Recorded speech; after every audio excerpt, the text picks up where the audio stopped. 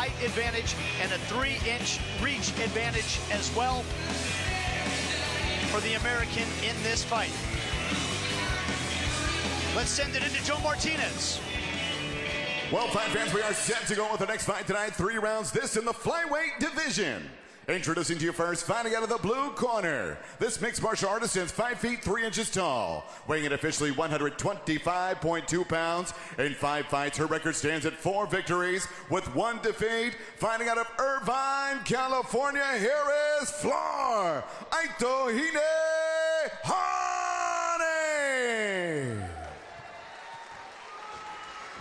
And across the cage, her opponent fighting out of the red corner. Standing 5 feet 8 inches tall. She too weighed in 125.2 pounds. Her record stands at 4 victories with 3 defeats. She fights out of and represents Edmond, Oklahoma. Here is Christina Warhorse Williams. And your referee in charge of the action, Marcio La Selva.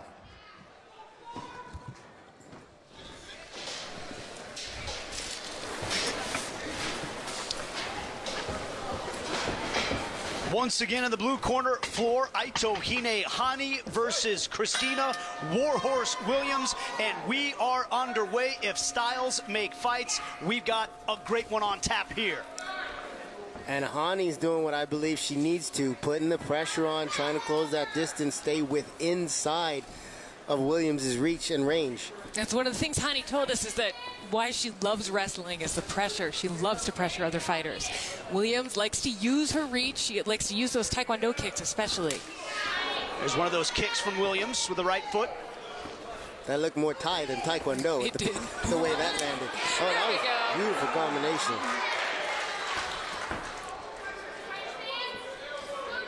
I'm curious about the wrestling in this match because with Williams being from Oklahoma, I feel like you just automatically know how to wrestle. It's in the water? It's in the water. Except in Oklahoma, and I grew up there for part of my life, you wrestle. Bit of an unorthodox combination there from Hani. Didn't quite get what she wanted out of it. She's closing her eyes a bit when she's coming in, but I like the way she covers and then hits to the body. Ooh, big strike. Notice Williams is rolling with a lot of these shots and firing right back. That shows me a high level of striking, especially with the hands. You can definitely see swelling, a welt on the front leg of Flor Hani. There's a left kick that time from Williams. Yeah, she's doing a good job of changing the angle. Real small angle changes and landing some good shots on the inside. And she's the tall woman. Getting on the inside is where Hani should have her best advantage. But when she gets inside, Williams is looking to land those elbows. She is. I like that. She showed it to us. We didn't get to see it land exactly, but I like that strategy. And one of the things she did say, nice front kick to the body. She did say she wanted to be more strategic now. She wanted to control her aggression, pull it back a little bit, and be a strategic fighter. And I've watched the women's game evolve as I've been in the sport. And it's crazy to me how I come here and I know how tough these women are, but I'm still always impressed and sometimes even blown away by just some of the technique in these exchanges, man. It's a good job by Hani deciding to change the game right now, trying to tie up and rely on her wrestling. She's got double unders. Now, what's she going to be able to do with this? I think she's giving Christina Williams a little bit too much space for her hips. I understand she's the double unders and she's controlling the upper body there, but Williams is able to create space with those hips. Hani needs to drop soon. Ooh, well, or tie up the leg. I like, though, pulling up like that with double underhooks. I like taking people off their balance. I think that's smart, especially if you tie up a leg. Oh, you can see Williams circling off, pushing on the head. And I like Williams' decision to attack immediately off of the clinch work, off of the wrestling, standing, grappling exchanges, and going straight to striking. Good beautiful. Minute. Short left shovel uppercut on the inside. Landed right on the chin. And I agree with you, Eve. I think you have to really train consciously to, after you're out of a grappling exchange or a clinching exchange, to go on the attack. Speaking of on the attack, nice jab there. Good shot. Is she going to be able to finish this? Her hands locked. Oh, wow. Those long legs. Williams able to keep that right leg on the mat, keep her balance with it. Hani did not have her hands locked. Because of that, she wasn't able to collect both legs. She's still in control of the position, but Williams is doing a good job. She's got that overhook, stopping Hani from getting to her back, but also keeping her off of her legs. You can see her bracing on the head, creating space there, so Hani can't control her as much. Hani's, again, fishing for those legs. But I like Williams' hips. I think she's doing a very nice job. Good elbow. Williams looking to inflict some damage when the separation happens. Absolutely, and I love that strategy. Fighting off of the break, that really keeps your opponent on their back foot.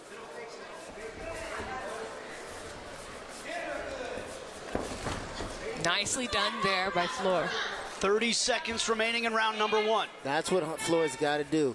Hani's got to come in, land her shots, get out on the angle, because if she goes straight back out, Williams is very accurate, and she's the longer fighter. She's going to be able to land those shots. Final seconds of round number 1. I think Floor is actually getting her confidence now. So when I'm looking at the tape here, beautiful leg kick, and watch as Hani comes in. Williams backs up, keeps the space, lands the big shots. She's landing most of the shots on the inside and the outside, backing Hani up with combinations. There's an intensity to Christina Williams, guys. She's been through a lot over the past couple of years. Went through a divorce, decided to leave the gym that she had been at for most of her life. She said she's looking for a fresh start in Invicta, and it starts here tonight. And she got off to a good start in round number 1. She got off to a good start, and she's going to need to continue doing what she did in that first round, especially if Hani doesn't make any adjustments. But on the Hani side of this, what I'd like to see is some second and third moves. Feint the shot, back to striking, from striking back to the shot, just changing her levels and changing her attacks in combination, not just coming out with one or two. I agree, Eve. You know, I think one of the things that happened was even when she does land, she's not shooting right after those shots. She's got to chain the strike to the takedown, and I think she'll have some more success that way. However, pushing somebody up against the cage, having them, you know, Williams was defending a lot on the cage and working her position, and that can be exhausting. And if Hani's got the cardio to kind of pull things out, she's bouncing. Now she's wrapped up off the punches. And I don't know what her leg wrestling game is like, but when you get these underhooks, that's a great time to attack the legs. You're in control of the upper body. Throw that body to the side, catch those legs, and chain wrestle your opponent to the mat. I agree, and I also think Williams' hips were a really deciding factor. She needs to attack those hips. All 3 judges giving round number 1 to Williams, and now we check in with verdict, and the fans seeing it the same way. Christina Warhorse Williams going to work here now in round number 2 as well. Good level change by Hani. Oh, good job. Just like you said, Eve, it's got to be a leg attack. This is where Hani needs this fight to go. Don't grab the cage. Now Hani's got to collect those legs, elevate, shelf them. She's got the seatbelt. She's got that what is that? The Dagestani handcuff on the back, but it's a closed guard, so she can still do some damage from here. But Williams is the longer woman, so it's going to be easy for her to punch that arm out of there. Hani's in a good spot right now, though. I would like to see her turn Williams around, put Williams to get head up against the fence, so that she can crush that long body and do more from the top with her attacks. Oh, that's interesting. I would say the opposite, but I really like that perspective because the ground and pound from a smaller person against the cage is really, it can be much more effective when they're crushed up. I would say, yeah, put her head against the cage, but don't let her back get to the cage. Yeah, stuff her head on there. I know from experience. I don't like that Joe Stevenson put me in that position.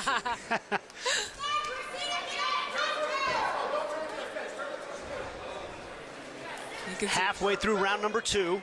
Williams wrapping up the head to prevent strong ground and pound, but not really doing enough with her hips to launch an attack.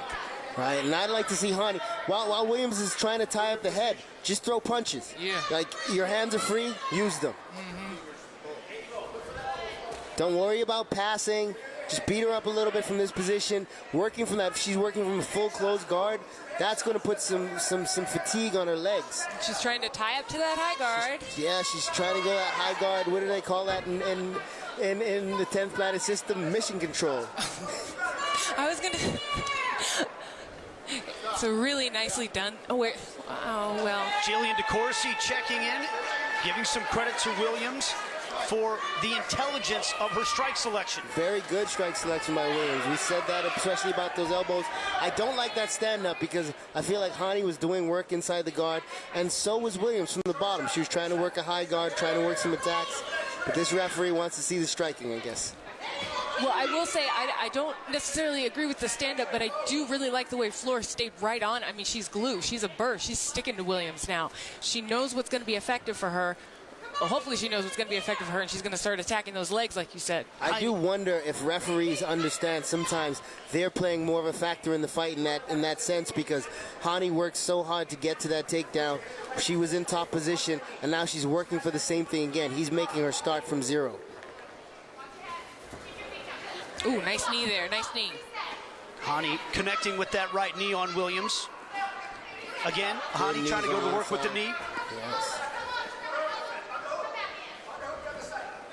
You see, Hani's got that left underhook, so while Williams puts pressure on her, it still gives her the opportunity to move her hips. Now, Williams is trying to split with that leg, which is not quite in the hips.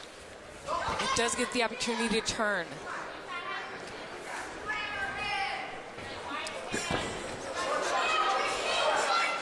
Here's some good coaching from the crowd there. There's a knee, a right knee from Hani. Final seconds of round number 2.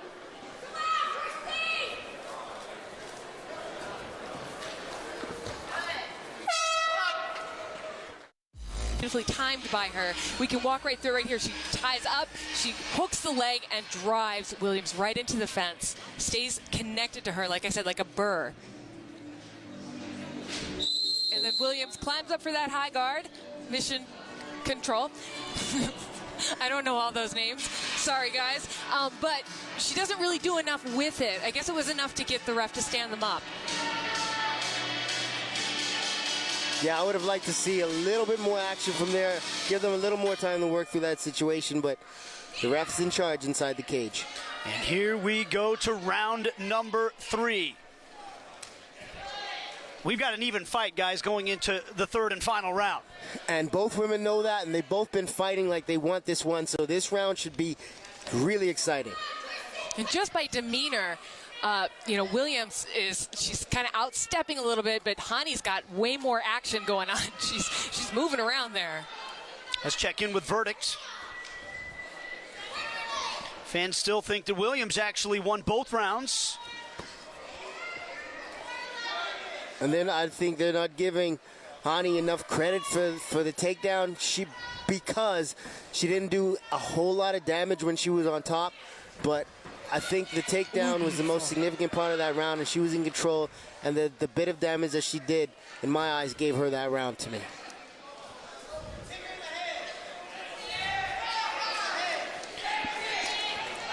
Beautiful left head kick there.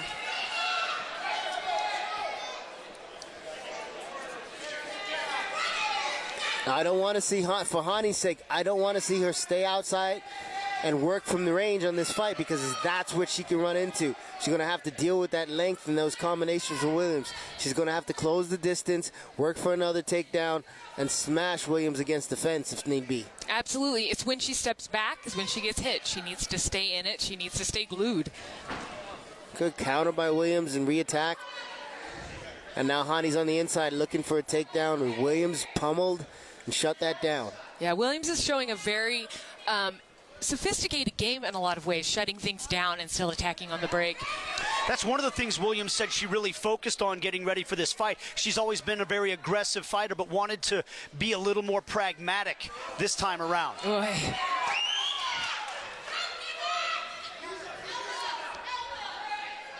I'm waiting for the Invicta fight where I feel like I can go get get a drink. Nope. Yeah, that doesn't happen here. I have not had one of those fights yet. You better have your popcorn ready. Yeah.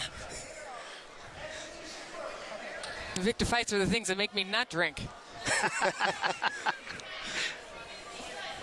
Now, Hani's dropping her right hand a little bit too low, and I think that's where that left head kick has done a lot of work for Williams. Halfway through the third and final round. Beautiful right hand sneaks in. Oh, good nice. shot. Good sprawl. Very this is good. a good exchange right here. Williams is trying to fight out of it. Good. Wow. Beautiful scramble right there by both women. Williams was able to come out on top. Yeah, that was beautifully timed shot and such nice defense from Williams.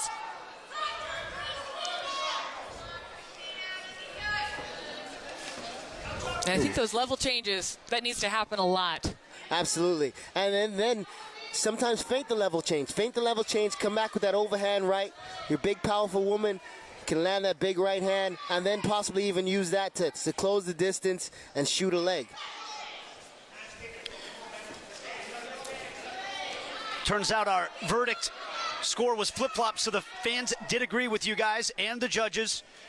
Round number 1 to Williams, round number 2 to Hani. That means we've got 90 seconds to decide this fight. I love it when the fans agree with me. It just shows me that they're smart. I always say that to people. You have two choices. You can agree with me, or you can choose to be wrong. It's up to you. Getting a little less pop on those punches from Floor. There's a right hand from Williams, though. Yeah, meanwhile, Williams is controlling the distance, controlling the range, is still landing the big shots. Good left hook from Hani on the break right there. But you got to follow that up. She's got a minute. And I think right now Williams is a little bit ahead in this one, because she's dictated where this round has happened. She's landed most of the shots. Nothing big has happened this round. Does Hani need another takedown before this fight is over? A takedown would really tighten up the distance on this fight and could potentially put her in a position to take the win. This tie up here, it's slowing it down, but I don't think it's putting her in that spot. Yeah, she's doing a nice job with the wrist control to throw the knees, to keep the striking going. Nicely done. But that should have happened a lot more, in my opinion. Yeah.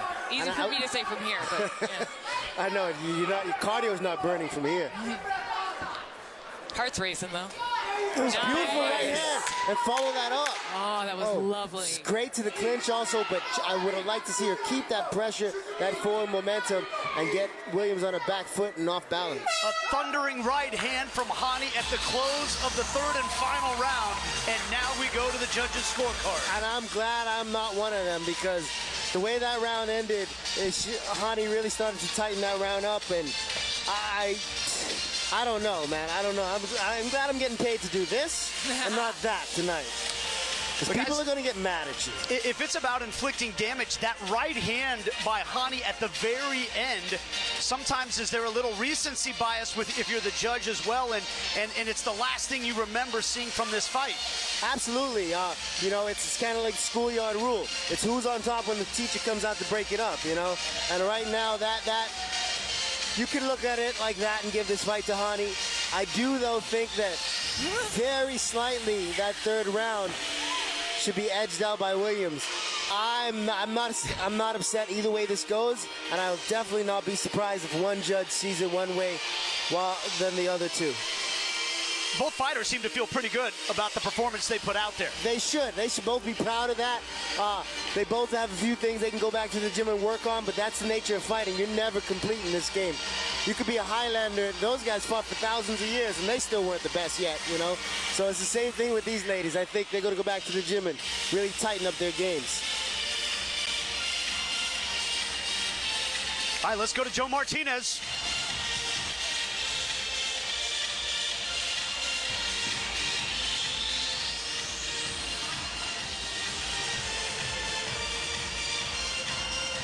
Well, fight fans, after 3 rounds, we go to the scorecards. Here are the totals. Judge Sutherland scores at 29-28 for Hani. Judge Champion 29-28 for Williams. And Judge DeVilbiss has it 29-28 for your winner by split decision, Christina Warhorse Williams.